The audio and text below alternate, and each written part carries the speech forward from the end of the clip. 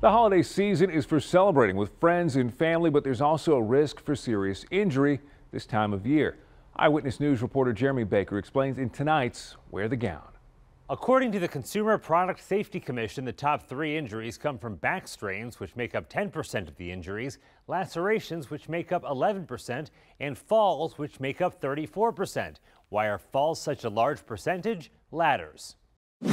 Make sure that you are utilizing ladders that are more of an A-frame ladder, a little more sturdy, that you have somebody there with you holding the ladder to make sure that there's no falls. Jennifer Northway is the Director of Injury Prevention at University Health. She says even falls from a low height can have serious consequences. If you land the wrong way, you could die from a fall from just 10 feet in height. Next up, heating your home. We want to be mindful that we are not using our ovens, leaving those open to warm the home.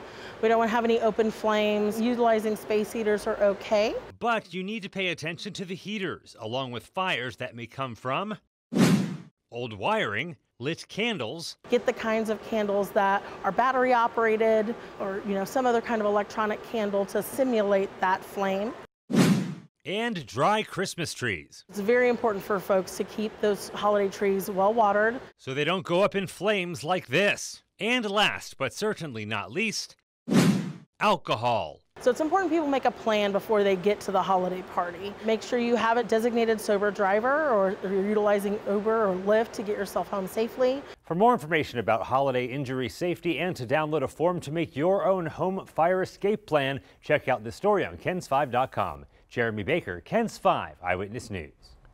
For more information on family health, call 210-358-3045. You can also find the rest of the Wear the Gown stories at wearthegown.com.